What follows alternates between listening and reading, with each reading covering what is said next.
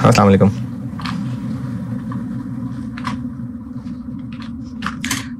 दुरूद शरीफ पढ़ लें।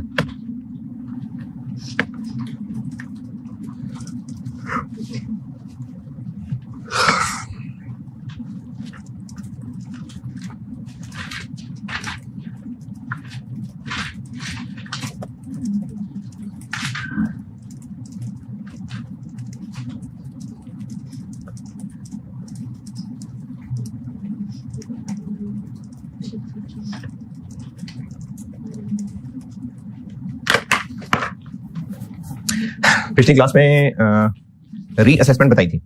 रीअसेसमेंट क्या थी कि हम जो भी एस्टीमेट्स लगा रहे होते हैं, चाहे वो लीज टर्म की कैलकुलेशन का एस्टीमेट हो, चाहे वो लीज पेमेंट की कैलकुलेशन का एस्टीमेट हो, उनमें अगर बाद में चेंज आ जाए तो उस एस्टीमेट चेंज को अकाउंट फॉर करना रीअसेसमेंट है। चैप्टर में पेज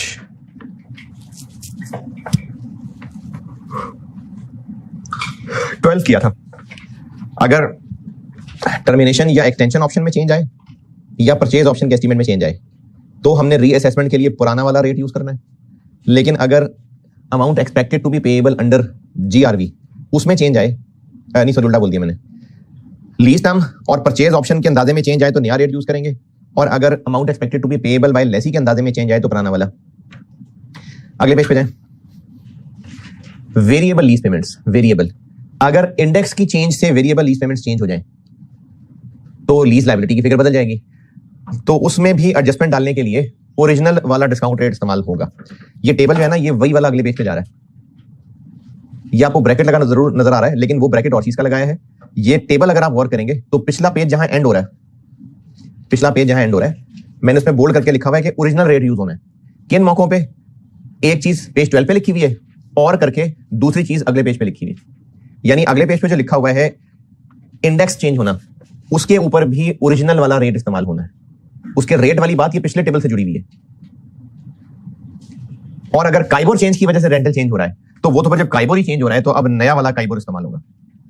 और ये जो काइबोर का चेंज है और ये जो रेंटल, यानी जो रेंटल का चेंज है ना, रेंटल का ये नॉन एडजस्टिंग इवेंट होता है। मतलब जिस साल में ऑफिशियली ये चेंज हो रहा होगा उसी साल में फिर रीअसेसमेंट करेंगे। ये मैं आपको सवाल से सिखाता हूं बात। प्रैक्टिस क्वेश्चन 5 देखें। प्रैक्टिस क्वेश्चन 5 पढ़ें। सेट 2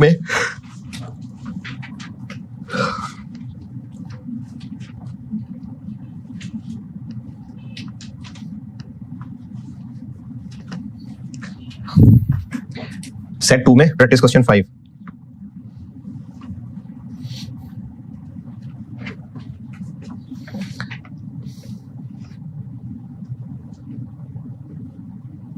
ये मैंने एक आईएएस की इलस्ट्रेटिव एग्जांपल में से एक एग्जांपल उठा के बनाया हुआ है और मेरा ख्याल है फिगर्स भी मैंने वही ली है। हाँ, उसमें एंट्री शायद नहीं रिक्वायर्ड थी, लेकिन सारा डाटा मैंने आईएफआरएस में जो ओरिजिनल एग्जांपल्स होती है ना, मैंने वो उठाई है।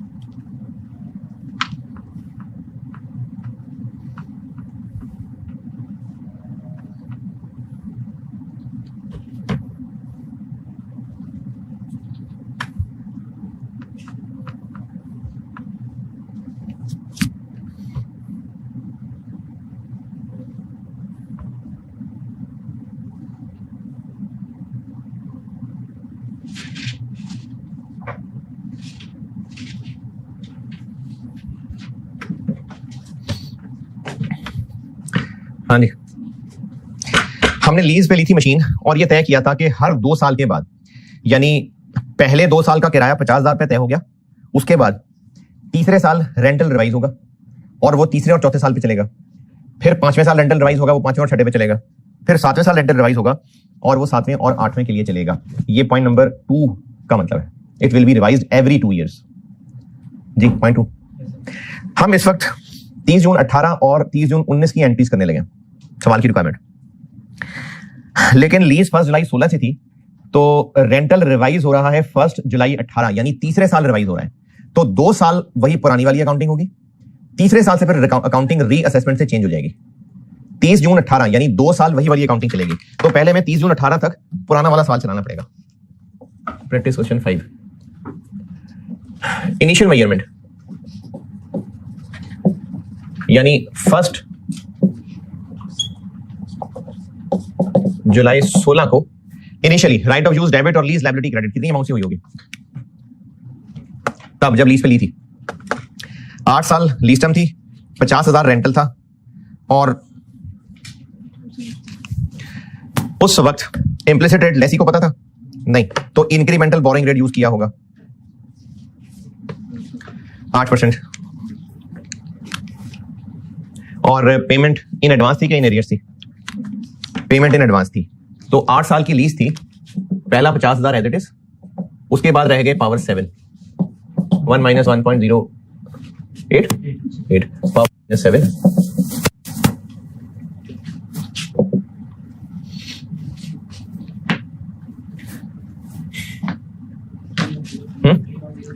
310 इतने से इनिशियली लीज लायबिलिटी रिकॉर्ड हुई होगी।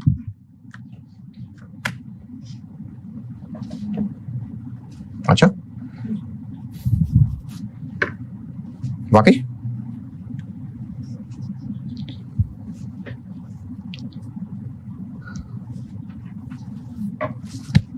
अच्छा ठीक है।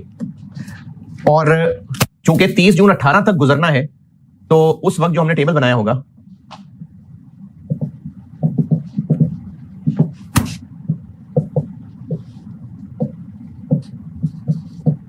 फर्स्ट जुलाई 16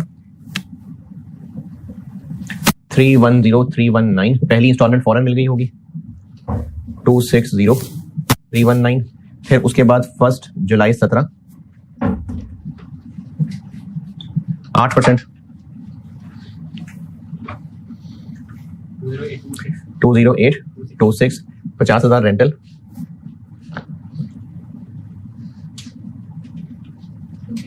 231145। दूसरी रेंटल पे होने तक यहां तक मामला पहुंचा था और चूंकि 1 जुलाई 18 से रिवाइव होने लगा है तो हमने अपनी अकाउंटिंग तो क्लोज करनी है। तो बेशक ये पेमेंट डेट नहीं है लेकिन मैं अकाउंटिंग क्लोज करने के लिए इंटरेस्ट डाल रहा हूं क्योंकि साल तो गुजर गया ना।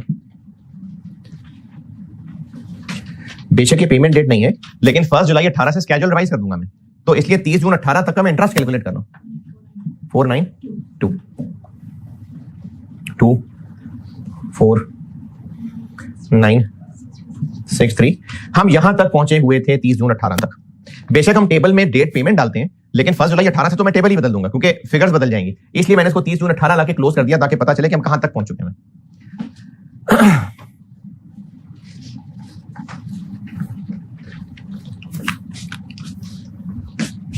तो इनिशियली इससे लीज लायबिलिटी रिकॉर्ड की थी और 30 जून 18 तक हम यहां पहुंच चुके हुए थे। और राइट ऑफ यूज इनिशियली हम कितने पे रिकॉर्ड किए थे? 3 1 पक्की बात है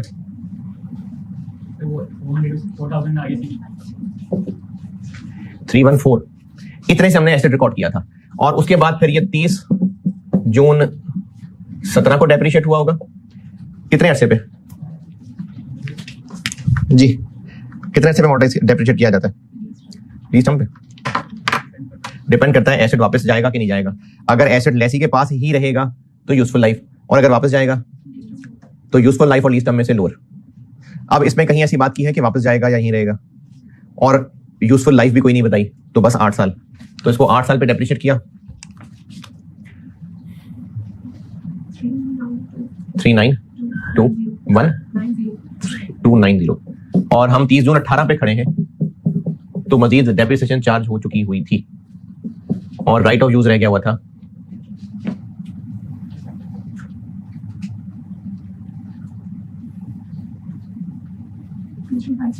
235,739। 30 जून 18 तक हम यहां पहुंचे हुए थे।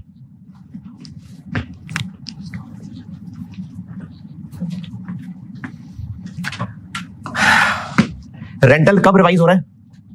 1 जुलाई 18। तो मैंने इसको नॉन एडजस्टिंग इवेंट इसलिए कहा है कि 1 जुलाई 18 में हो रहा है ना, तो बस 19 में ही जाकर रीसेटमेंट की काउंटिंग करेंगे। 30 जून 18 तक ही ऐसे ही चलेगा। 1 जुलाई 18 तो अगला साल शुरू हो गया, नॉन एडजस्टिंग का जिक्र इसलिए कर रहा हूं कि वैसे तो आई स्टैंड फेज में आ रहा है, लेकिन नहीं, अगले साल से ही होगा वो, क्योंकि ऑफिशियली रेंटल ही 1 जुलाई 18 से चेंज हो रहा है। 30 जून 18 तक ये ऐसे ही था। उसके बाद और सवाल में रिक्वायरमेंट में मैंने 2018 की एंट्रीज भी मांगी। चले एंट्री सारी इकट्ठी कर दूंगा। उसके बाद हम आ जाते हैं 1 जुलाई 18 के दिन पे।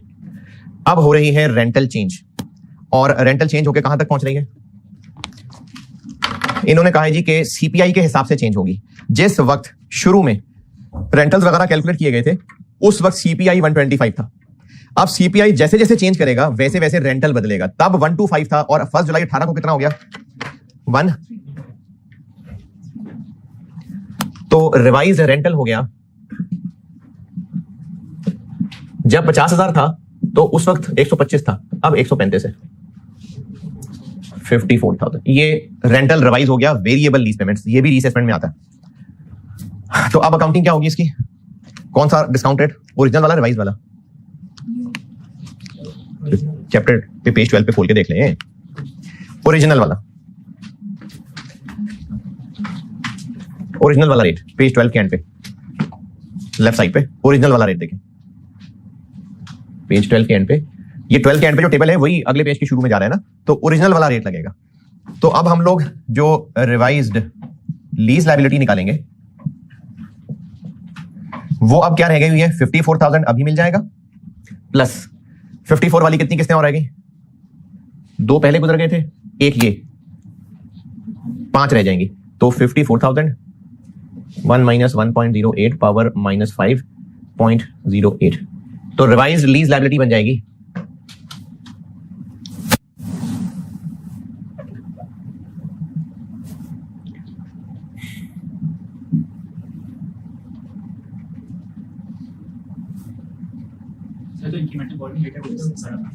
लेकिन हमने जो वेरिएबल लीज पेमेंट्स में अपडेशन करनी है ना, इंडेक्स वाली, उसके लिए डिस्काउंट रेट ओरिजिनल वाला ही रहना है।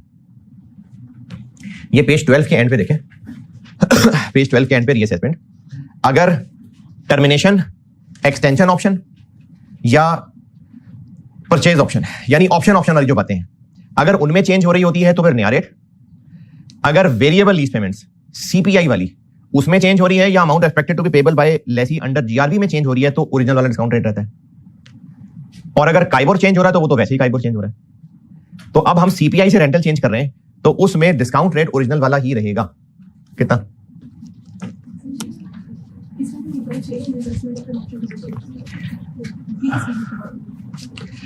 अच्छा, चूंकि पिछली क्लास को गुजरे हुए बहुत दिन हो गए तो मैं दोबारा बताता हूं। रीअसेसमेंट का मतलब ये होता है कि हम लोग लीज, हम लेसी हैं, हम बुक्स ऑफ लेसी पढ़ रहे हैं। हम लोगों ने राइट ऑफ यूज डेबिट और लीज लायबिलिटी क्रेडिट किया था पहले दिन। इस इनिशियल अमाउंट की कैलकुलेशन में या इसको आगे भी बढ़ाने के लिए जितनी भी चीजें इस्तेमाल हो रही हैं, lease payments, lease term, discount rate, इनमें कहीं ना कहीं अंदाजे इन्वॉल्व हैं। जैसे लीज टर्म कैलकुलेट करते हुए 2 अंदाजे थे, non cancellable period plus extension option वाला, टर्मिनेशन ऑप्शन वाला। तो वो ऑप्शन एक्सरसाइज होगी या नहीं होगी, अंदाजा ही है ना, ये ऑप्शन वाला अंदाजा है। इसी तरह से लीज पेमेंट्स की लिस्ट के अंदर fixed lease payments, variable lease payments और परचेज प्राइस जो कि ऑप्शन के तहत थी, तो उसमें भी अंदाजा था कि लेसी ऑप्शन एक्सरसाइज करेगा या नहीं करेगा, ये भी अंदाजा है। फिर इसके अलावा लीज पेमेंट्स में आखिरी लाइन ऐड होती है, amount expected to be payable by lessee under residual value guarantee. ये भी अंदाजा होता है क्योंकि एक्सपेक्टेड टू बी पेएबल, ये हैं अंदाजे। तो ये हो गए अंदाजे। और 2 चीजें हैं वेरिएबल लीज पेमेंट्स में, एक सीपीआई और एक काइबर। इनमें चेंज हो जाए, यानी वेरिएबल लीज पेमेंट्स में चेंज हो जाए या उन अंदाजों में चेंज हो जाए, इसकी अकाउंटिंग को कहते हैं रीअसेसमेंट। तो जहां तक ताल्लुक है ऑप्शंस के अंदाजों में चेंज का, टर्मिनेशन ऑप्शन, एक्सटेंशन ऑप्शन, ये लीज टर्म को अफेक्ट करती है। परचेज करेगा कि नहीं करेगा इस ऑप्शन, ये लीज पेमेंट्स को अफेक्ट करती है। इन 3 ऑप्शंस में अगर अब लगना शुरू हो जाए ऑप्शन एक्सरसाइज होगी, पहले लगता था नहीं होगी, या फिर पहले लगता था ऑप्शन एक्सरसाइज होगी अब लगने लग जाएगी नहीं होगी, तो इनमें चेंज आ गया, इसके लिए रीअसेसमेंट की अकाउंटिंग करनी पड़ेगी। और रीअसेसमेंट की अकाउंटिंग ये है कि हमें अगर ऑप्शंस में चेंज है तो इस कैलकुलेशन के लिए रिवाइज्ड नया वाला रेट लाना पड़ेगा। लेकिन अगर ऑप्शंस में चेंज नहीं है, 3 ऑप्शंस हैं, extension option, termination option, purchase option, ये 3 ऑप्शंस हैं जिनमें से परचेज ऑप्शन और टर्मिनेशन ऑप्शन के लिए नहीं,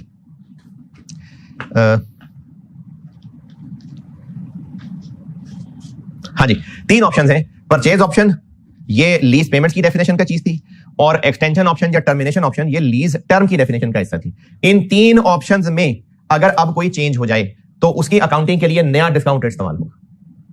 3 ऑप्शन है, purchase option, termination option, extension option. इनमें अंदाजा अगर बदल जाए तो हम रीअसेसमेंट की अकाउंटिंग करेंगे और नया डिस्काउंट रेट इस्तेमाल होगा। लेकिन अगर amount expected to be payable under residual value guarantee या फिर रेंटल में चेंज आ जाए सीपीआई की वजह से, उनकी अकाउंटिंग के लिए पुराना वाला रेट इस्तेमाल होगा। यह बात पेज 12 के एंड पे और 13 के स्टार्ट पे पूरी हो रही है। और तीसरी बात, अगर रेंटल रिवाइज हो रहा है क्योंकि काइबोर रिवाइज हो रहा है, तो वो तो काइबोर ही रिवाइज हो रहा है, तो डिस्काउंट रेट तो डेफिनेटली नया लगेगा। तो इस सवाल में चूंकि सीपीआई से रेंटल रिवाइज हो रहा था तो ओरिजिनल वाला डिस्काउंट रेट ही इस्तेमाल होगा। क्या फिगर बन जाएगी? 269606। और इसको कंपेयर किससे करें? लीज लायबिलिटी की कैरिंग अमाउंट से। तो लीज लायबिलिटी की कैरिंग अमाउंट आ रही थी 249, तो रीअसेसमेंट से कितनी इंक्रीज आ रही है? 19 जी 69 19969। तो इसकी एंट्री क्या होगी? लायबिलिटी को बढ़ाना है, right of use debit, liability बढ़ानी है, राइट ऑफ यूज डेबिट और लीज लायबिलिटी क्रेडिट।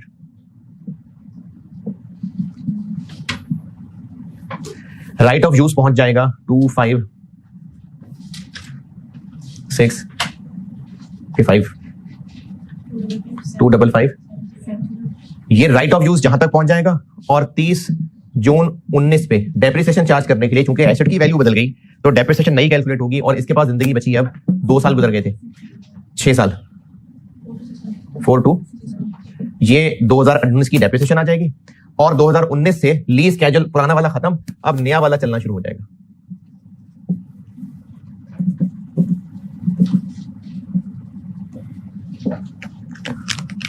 फर्स्ट जुलाई 18 से नया स्केड्यूल चलना शुरू हो जाएगा और इस स्केड्यूल का स्टार्टिंग पॉइंट क्या होगा? 269606। ये इसका स्टार्टिंग पॉइंट होगा। 54 2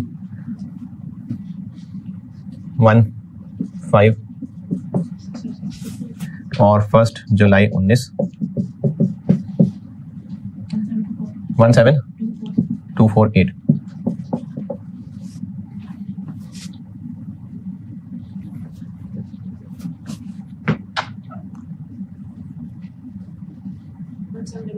डबल 8। 30 जून 18 और 30 जून 19 इन 2 साल की जनरल एंट्रीज मांगी थी। आप पहले खुद इसकी एंट्रीज लिखें, फिर सोल्यूशन देखिएगा, चेक कर लीजिएगा सोल्यूशन, फिर पहले खुद एंट्रीज कर लें कौन कौन सी होंगी। 30 जून 18 ईयर की एंट्रीज मांगी, वैल्यूज मैंने सारी कैलकुलेट कर दी आपको। पहले खुद एंट्रीज कर लें अपने पास, फिर सोल्यूशन देख लें।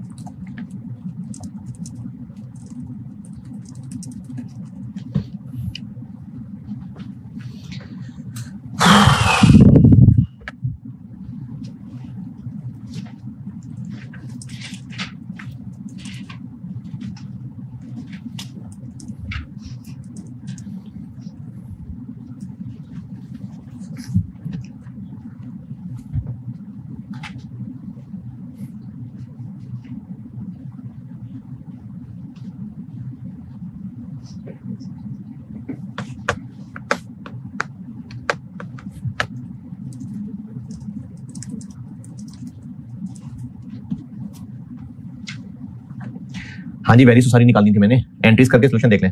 इसमें आप शायद अगर वाकई लिख के की हैं तो ये रॉयल्टी वाली मिस कर गए होंगे शायद। रॉयल्टी नहीं लिखा हुआ, मैंने सवाल कराते हुए जिसको रॉयल्टी कहा था। वेरिएबल लीज पेमेंट्स का वर्ड जरूर किया हुआ, लेकिन ये वो वेरिएबल नहीं है जो लीज पेमेंट की डेफिनेशन में आती है। लीज पेमेंट की डेफिनेशन में सिर्फ दो आती हैं। कौन सी कौन सी? लीज पेमेंट्स जो सीपीआई के साथ चेंज हो, काइबर वाली, ये दो हैं जो लीज पेमेंट्स की डेफिनेशन में आती हैं। ये जो सवाल के अंदर पॉइंट नंबर 3 में लिखी हुई है, ये लीज पेमेंट की डेफिनेशन में नहीं आ रही है।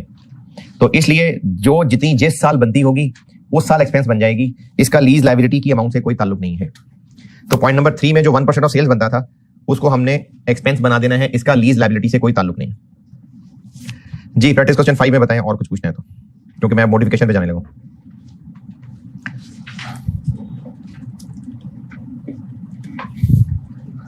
हाँ जी चले, रीअसेसमेंट डन। अब आते हैं मॉडिफिकेशन पे। मॉडिफिकेशन थोड़ी सी टेक्निकल है, इसलिए इसकी प्रैक्टिस भी ज्यादा कर लेते हैं। जो प्रैक्टिस क्वेश्चन वाले सवाल हैं वो जबानी देख लीजिएगा, पास पेपर वाले फिर मैं बल्कि एक बोर्ड पे कर दूंगा, जबानी देख लीजिएगा, पास पेपर वाला बोर्ड पे कर दूंगा। मॉडिफिकेशन समझाता हूं, पेज नंबर 13 14 13।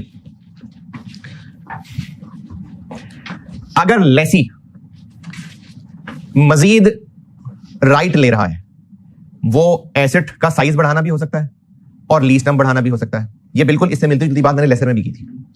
अगर लेसी मॉडिफिकेशन का मतलब अंदाजों में चेंज नहीं होता, वो रीअसेसमेंट है। मॉडिफिकेशन टर्म्स एंड कंडीशंस में चेंज है। अगर टर्म्स एंड कंडीशंस में चेंज हो रही है और लेसी एडिशनल फायदा एडिशनल राइट लेने लगा है, चाहे वो एसेट में फिजिकल इजाफा हो, पहले 4 फ्लोर हमारे पास किराए पे थे, अब हम 5वां भी लेना चाह रहे हैं, तो चाहे वो एसेट में फिजिकल इजाफा हो, चाहे 8 साल से 10 साल पे जाना, यानी चाहे फिजिकली एसेट बढ़ा रहे हो, चाहे हम लीज टर्म बढ़ा रहे हो, एंड उसका इजाफी पैसा जो लेसर हमें चार्ज कर रहा है वो फेयर है। अगर ये दोनों बातें पूरी हो रही हैं, दोनों कौन सी?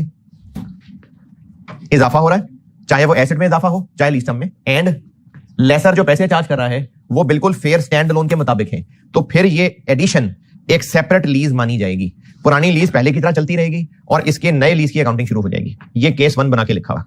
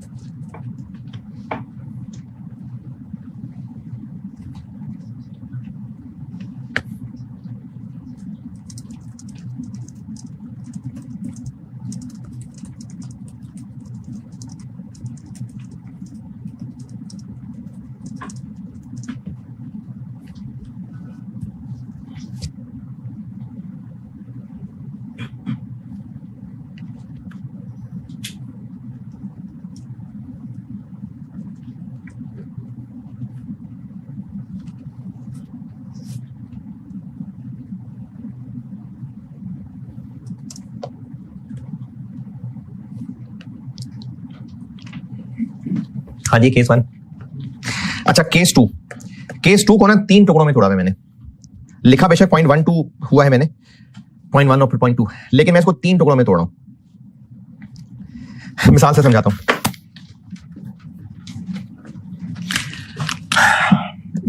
केस 2 क्या है? अगर केस 1 नहीं है तो केस 2 तब अगर केस 1 नहीं है, क्या मिसालें हो सकती हैं? जो मिसालें भी ध्यान में आती हैं। रेंटल की अमाउंट चेंज हो जाए। क्यों चेंज हो जाए? इंडेक्स और काइबोर से नहीं, फिक्स था, लेकिन लेसर ने कहा कि महंगाई बहुत ज्यादा हो गई है, हमें ना रीडिजाइन करनी पड़ेगी चीजें, तो रेंटल की अमाउंट चेंज हो जाए महंगाई की वजह से, और पीरियड बढ़ जाए, पीरियड कम हो जाए,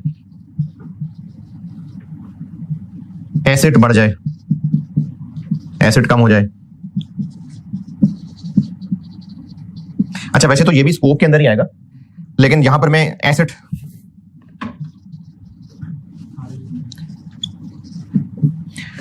ये सब केस 2 है। अगर पीरियड या एसेट इंक्रीज हो रहा है, इनको मैं कह देता हूं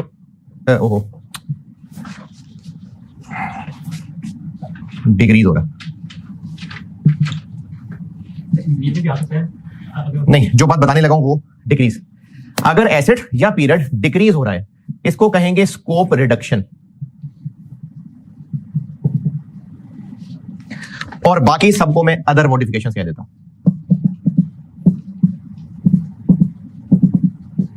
अब आप बोले क्या कह रहे हैं? हाँ, लेकिन पैसे फेयर नहीं है तो केस 2 में आ रहा है। अगर पैसे फेयर होते तो वो केस 1 में चला जाता। ये जो इंक्रीज है ना, ये अगर पैसे फेयर होते तो वो केस 1 होता। पैसे फेयर नहीं है, इसलिए मैंने केस 2 में लिया इसको। तो ये जितनी भी मिसालें हैं, इनमें से सिर्फ इन 2 को, यानी जिसमें डिक्रीज है, चाहे पीरियड डिक्रीज हो चाहे एसेट डिक्रीज हो, इसको मैं स्कोप रिडक्शन कह रहा हूं, और बाकी सबको अदर कह रहा हूं। और स्कोप रिडक्शन में भी इसको मैं ए कह रहा हूं, इसको बी कह रहा हूं। मेरा ख्याल है मैंने उल्टा ना लिख दिया। ए, हाँ, इसको मैं ए कह रहा हूं, इसको मैं बी कह रहा हूं। तो 3 चीजें बना दी मैंने मॉडिफिकेशन में, 1, 2 और 3।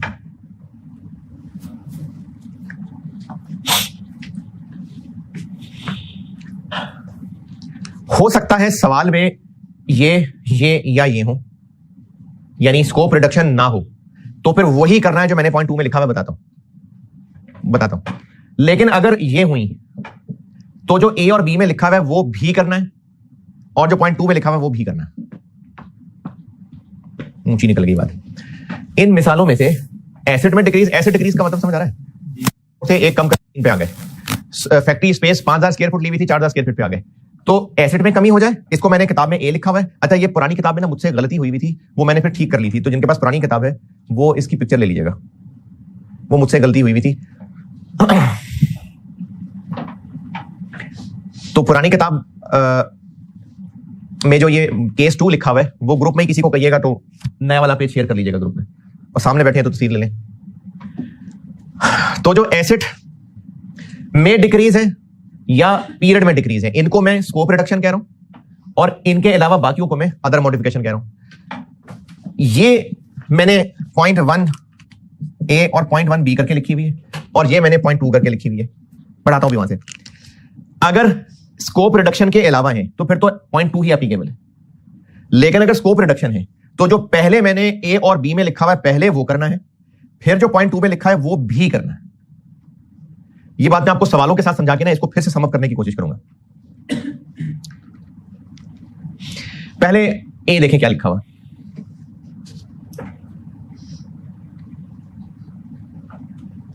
जी, एसेट में फिजिकल डिक्रीज हो रही है। मॉडिफिकेशन केस 2 पॉइंट नंबर 1 का सिनेरियो ए, एसेट में डिक्रीज लिखा ना, तो इसमें चूंकि एसेट डिक्रीज हो रहा है, और अगर एसेट में कमी हो रही है तो किराया कम होगा कि नहीं? बिल्कुल होगा, किराया बिल्कुल कम होगा। लेकिन क्या वो एग्जैक्टली कम होगा कि नहीं होगा पता नहीं, लाजमी नहीं है। तो इसलिए हम पहले ये जो मैंने 1A में लिखा हुआ ये काम करेंगे, फिर जो 0.2 में लिखा हुआ फिर वो भी काम करेंगे। सवाल से सिखा दूंगा, पहले कोशिश कर रहा हूं जबानी समझा सकूं। 1A क्या लिखा हुआ है?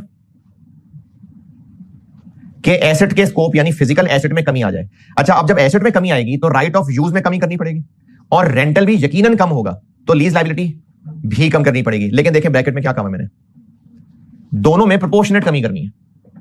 प्रोपोर्शनेट कमी का मतलब है कि हमारा पहले 4 फ्लोर का एग्रीमेंट था, हम उसको 3 फ्लोर पे ला रहे हैं, तो जो हमारे राइट ऑफ यूज और जो लीज लायबिलिटी की कैरिंग अमाउंट है उनमें 1/4 कम कर देंगे। 4 से 3 पे आ रहे हैं तो 1/4 की कमी हो रही है ना, तो 1/4 lease liability debit, right of use credit. इसी तरह अगर कहा जाता है कि पहले हम लोग 3000 स्क्वायर फीट किराए पे थे, अब हम लोग उसको 50% रिड्यूस करके 1500 स्क्वायर फीट के पे आ रहे हैं, तो कैरिंग अमाउंट को भी 50% कम और लीज लायबिलिटी को भी 50% कम, और इन दोनों की कैरिंग अमाउंट्स में यकीनन फर्क होगा, तो जो गेन लॉस है वो P&L में चला जाएगा। ये ए एंट्री लिखी हुई है। लीज लायबिलिटी और राइट ऑफ यूज प्रोपोर्शनेटली कम करने हैं, और जो डिफरेंस है डबल एंट्री का वो P&L में जाएगा।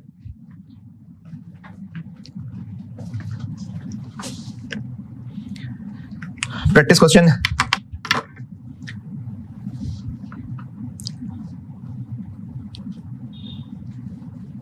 7 देखिए, मैं करता हूं प्रैक्टिस क्वेश्चन 7।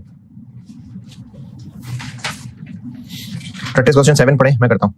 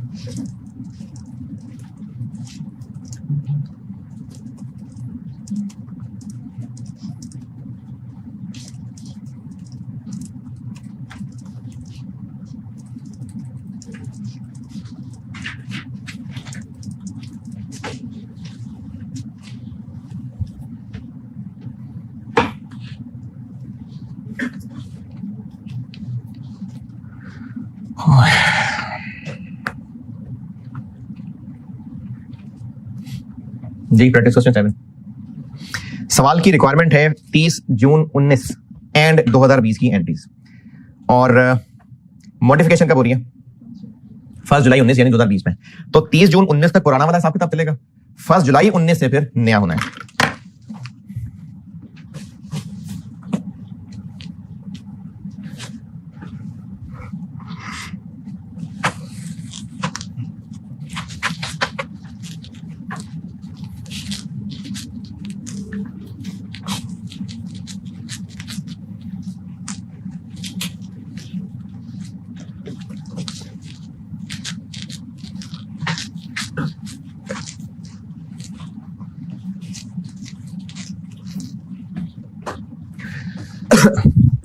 इसमें स्कोप रिडक्शन है, कौन सी वाली, एसेट कम वाली, यानी ए, जिसको मैंने ए कहा है।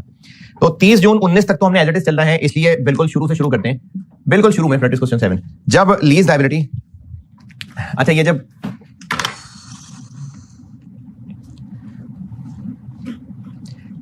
बल्कि मैं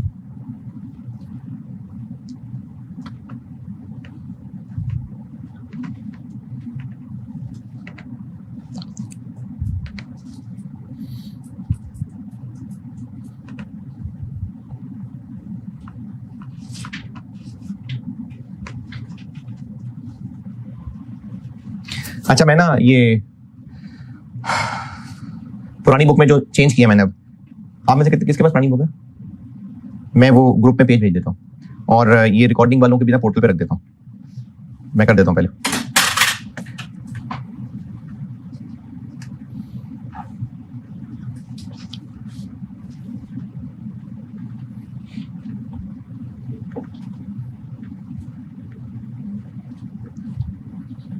ये प्रैक्टिस क्वेश्चन 7 भी मैंने चेंज किया था, और वो तो खैर मैं बोर्ड पे कर ही रहा हूँ, और ये जो मॉडिफिकेशन का पेज है ये मैं आप लोगों से शेयर कर लेता हूँ, और ये रिकॉर्डिंग वालों के पोर्टल पे रख देता हूँ।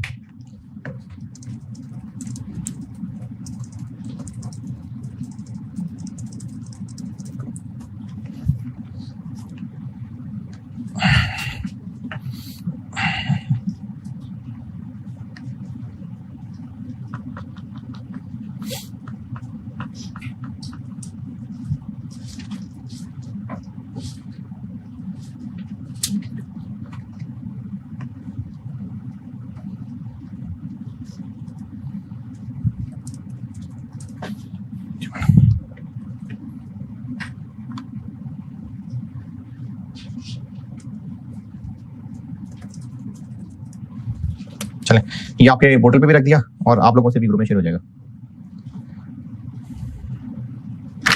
जी, पहले दिन जब हमने 1 जुलाई 14 को राइट ऑफ यूज और लीज लायबिलिटी निकाली होगी तो कितनी अमाउंट, तब रेंटल क्या था 2 lakh at end of every year, और उस वक्त डिस्काउंट रेट क्या था 9%। तो 2 लाख 1 माइनस 1.09 पावर माइनस 10 1283। ये तब इनिशियली लीज लायबिलिटी रिकॉर्ड की थी और 1 जुलाई 14 से लेके 30 जून 19 तक ऐसे ही चलता रहा होगा, यानी 30 जून 15, 30 जून 16, 30 जून 17, 30 जून 18 और 30 जून 19। ये 5 साल गुजर गए हुए थे। 1283532 किस रेट पे टेबल बनेगा 9% पे। अच्छा, अब आपसे मैं इतनी तो उम्मीद रखता हूं कि टेबल तो आप बना ही लेंगे, तो मैं ना सिर्फ ये आखिरी वाली लाइन बना रहा हूं। आखिरी लाइन में आ रहा था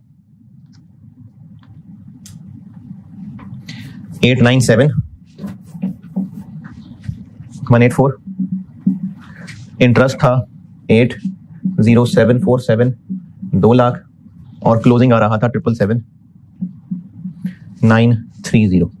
30 जून 19 तक सब हो गया हुआ था। इसी तरह राइट ऑफ यूज इनिशियली कितना बनाया था 1283532, और इसकी जिंदगी 5 साल यानी आधी लाइफ गुजर चुकी हुई थी, तो ये डेप्रिशिएट हो चुका हुआ था आधा।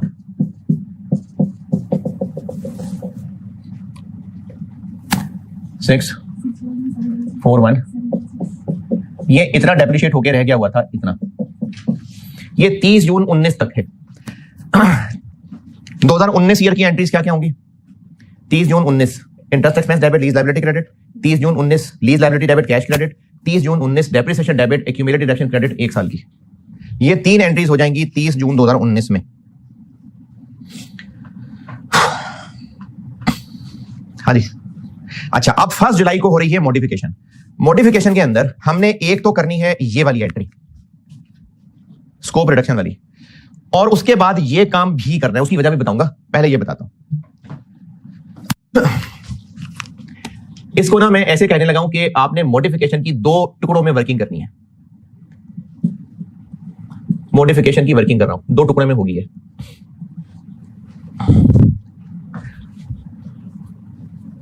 एक तो होगी स्कोप रिडक्शन, और वो ऐसे करनी है कि लीज लायबिलिटी की कैरिंग अमाउंट से स्टार्ट करना है। कितनी है अभी 777, और इसमें कितनी कमी हो रही है 50%, तो स्कोप रिडक्शन हो रही है 50%। कितना बना 388,965। इतनी लीज लायबिलिटी में कमी होके बाकी कितनी बच गई 388,965। ये इतनी लायबिलिटी बाकी बच गई, और इसी तरह इसमें भी स्कोप रिडक्शन हो रही है 50%।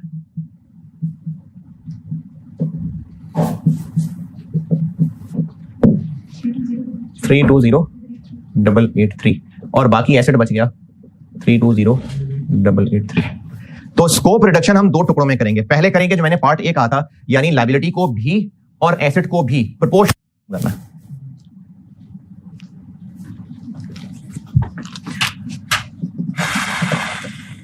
तीस जून 19 depreciation debit accumulated depreciation credit 128353। 30 जून 19 इंटरेस्ट एक्सपेंस डेबिट, ये पुराना वाला जो भी जबानी बोला था, लीज लायबिलिटी क्रेडिट 80747, और 30 जून 19 लीज लायबिलिटी डेबिट और कैश क्रेडिट 2 लाख। ये हो गया 30 जून 19 तक। उसके बाद 1 जुलाई 19 पे जो मॉडिफिकेशन हो रही है उसको 2 टुकड़ों में करना है, एक जो मैंने 1A में लिखा हुआ है और एक जो मैंने पॉइंट 2 में लिखा हुआ है। 1A वाला क्या करना है 1 जुलाई 19 लीज लायबिलिटी डेबिट 388,965 से राइट ऑफ यूज क्रेडिट। अच्छा, हमने अपनी एंट्रीज में एक्यूमुलेटेड को अलग दिखाया हुआ है, तो मैंने तो वर्किंग में बुक वैल्यू को कम कर दिया ना। एंट्री के हिसाब से एक्यूमुलेटेड को भी आधा कम करना है और एसेट को भी आधा कम करना है। ये तो मैंने वर्किंग में बुक वैल्यू आधी कर ली ना, असल में तो एसेट का अकाउंट अलग है और एक्यूमुलेटेड का अलग है, तो एक्यूमुलेटेड को भी आधे से डेबिट कर देना है और राइट ऑफ यूज को भी आधे से क्रेडिट कर देना है। इसका आधा वो यही बनता है। वो इत्तेफाक से ना लाइफ भी चूंकि आधी गुजरी हुई थी और कमी भी आधी हो रही है, तो एसेट को इतना कम कर देंगे और एक्यूमुलेटेड को, लाइफ आधी गुजरी हुई थी तो इसलिए ये इसका आधा है। लेकिन अब हमने जो स्कोप रिडक्शन कम करनी है, बुक वैल्यू को मैंने वर्किंग में आधा किया है, एंट्री में इसको आधा करना है और इसको भी आधा करना है, तो इसका आधा बन जाएगा 641 766 और एक्यूमुलेटेड का आधा बन जाएगा। ये थोड़ी कंफ्यूजिंग बात इसलिए हो गई क्योंकि एक्यूमुलेटेड भी हाफ थी, तो इसलिए आपको यही फिगर्स वहां नजर आ रही हैं, वरना मैंने एसेट को आधा किया है और एक्यूमुलेटेड को आधा किया है। और अब इस एंट्री को बैलेंस करेंगे तो बैलेंस पीएनएल में जाएगा, चाहे डेबिट है चाहे क्रेडिट है। कहां जगह आ रही है, डेबिट या क्रेडिट? मेरा ख्याल है क्रेडिट आ रहा है, वो पीएनएल में जाएगा जी। 082। मॉडिफिकेशन को हमने दो टुकड़ों में हैंडल करना है, एक टुकड़ा स्कोप रिडक्शन का, और उसके लिए जितनी लायबिलिटी में प्रोपोर्शनेट कमी है लायबिलिटी डेबिट, एसेट में प्रोपोर्शनेट कमी है एसेट क्रेडिट, और जो डिफरेंस है वो पीएनएल में। इसको मैंने कह दिया मॉडिफिकेशन में स्कोप रिडक्शन। क्या किराया आधा हो रहा है? देखा जरा सवाल, तो वो भी आधा होना चाहिए था। इसका मतलब है मॉडिफिकेशन पूरी इससे कवर नहीं हो गई, इसलिए मॉडिफिकेशन की एडजस्टमेंट में एक हिस्सा ये करना पड़ेगा और एक हिस्से को अदर मॉडिफिकेशन कह के यहां से काम आगे चलाना पड़ेगा।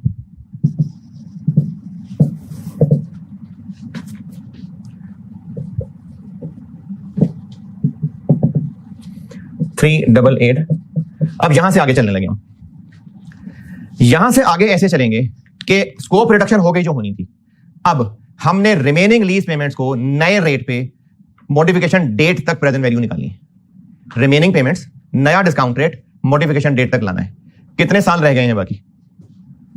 5 साल। नई पेमेंट कितनी है? 120। नया रेट कितना है? तो रिवाइज्ड लीज लायबिलिटी निकलेगी 120,000। नया रेट कितना है?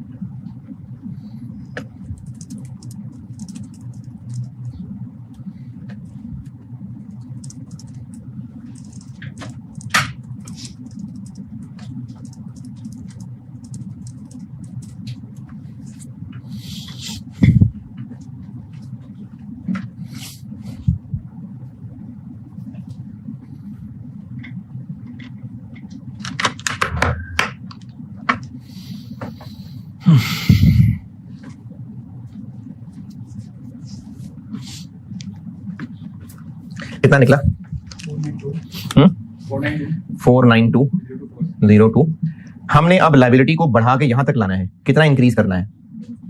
103,059। तो अब ये जो हमने लायबिलिटी को बढ़ाना है ना, लायबिलिटी बढ़ा देंगे और राइट ऑफ यूज एसेट बढ़ा देंगे। ये अदर मॉडिफिकेशन से राइट ऑफ यूज भी बढ़ जाएगा 103,059 और लीज लायबिलिटी भी बढ़ जाएगी। तो 1 जुलाई यानी मॉडिफिकेशन 2 स्टेप्स में होगी। स्कोप रिडक्शन अलग, और फिर रिमेनिंग पेमेंट्स, नया डिस्काउंट रेट, रिमेनिंग पीरियड, उस पे लीज लायबिलिटी को अपडेट करना अलग है।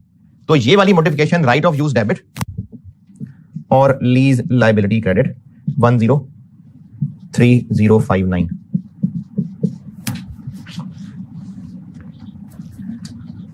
और अब उसके बाद 30 जून 20 तक पहुंचने के लिए यही वाला टेबल चलेगा? नहीं, अब टेबल रिवाइज हो जाएगा। और वो रिवाइज टेबल कहां से शुरू होगा? 49 यहां से अब टेबल शुरू होगा। और 2020 की डेप्रिसिएशन कैसे निकलेगी? 4 2 3 9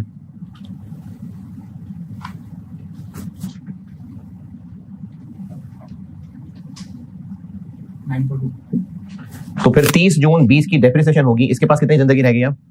5 साल। तो दिस डिवाइड बाय 5 7। ये 30 जून 20 की डेप्रिसिएशन।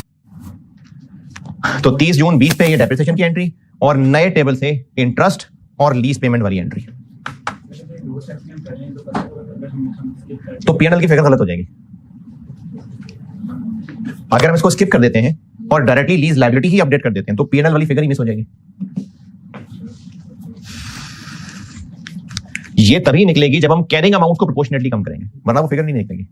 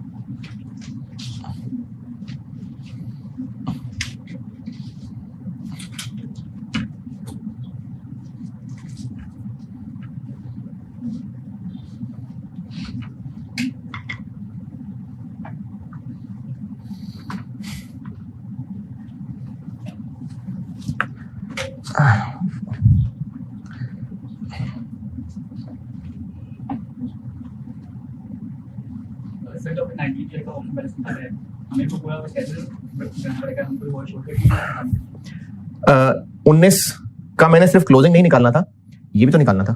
लेकिन क्या पूरा स्केड्यूल बनाने का पड़ेगा? नहीं। आप 30 जून 18 का क्लोजिंग बैलेंस निकालें। 30 जून 18 के एंड पे खड़े हो, कितने साल गुजर गए थे? 30 जून 18 पे खड़े हो गए 4, 6 रह गए थे। 6 पेमेंट्स की 9% पे पीवी निकालें, वो 897 ही आएगा। ना बनाए पूरा टेबल। 2 लाख की पावर 6 करके 9% पे पीवी निकालें, देख लें 897 आएगा।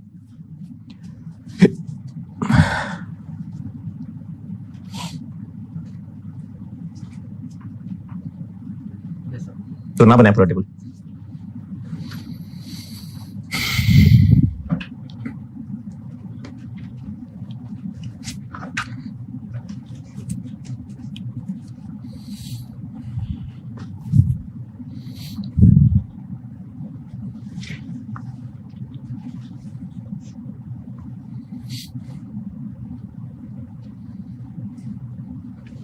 अगर स्कोप रिडक्शन ना होती, वैसे ही किराया बदल दिया होता, तो ये पोर्शन ना होता और यहां हम क्या लिखते? Carrying amount. और बस सिर्फ ये होता। ये क्या? नई लीज पेमेंट्स डिस्काउंटेड एट नया रेट। अगर स्कोप रिडक्शन ना होती तो ये वाला काम ना होता। प्रैक्टिस क्वेश्चन 6 आप कर दें।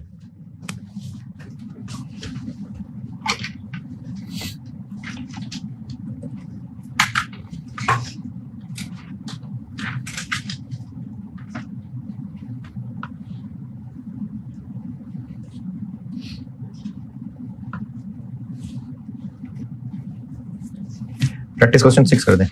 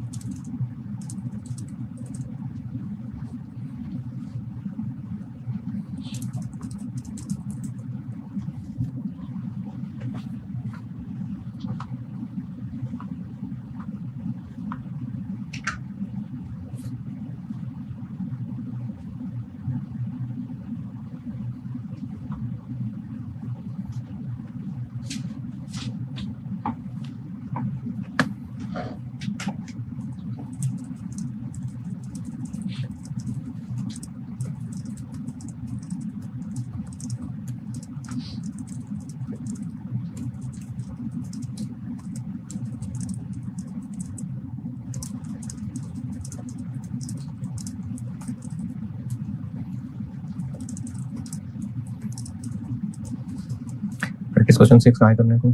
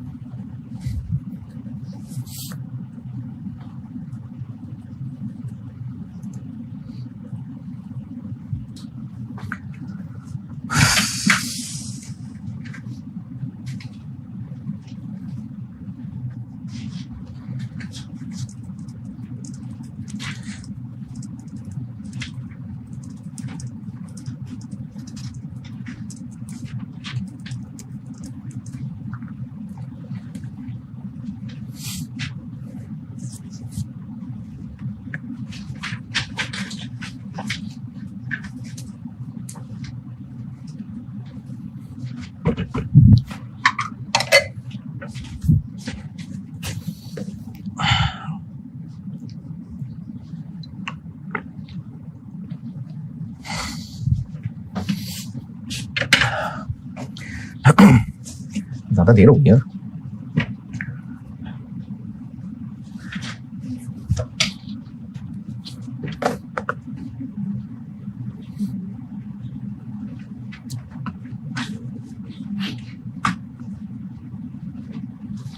ज्यादा देर लगा दी।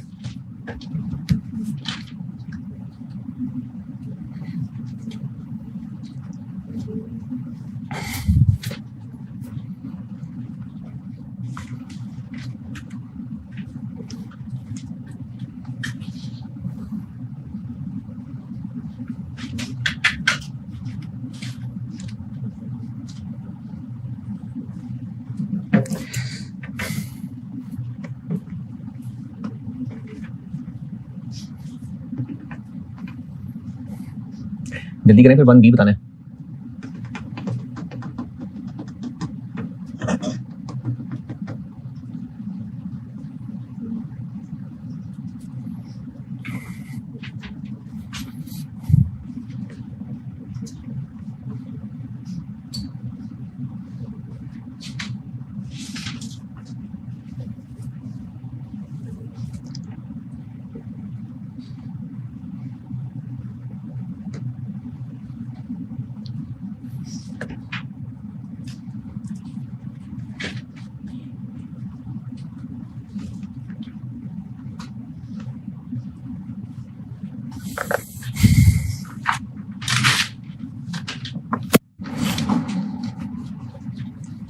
हाँ जी, चले 91 बस।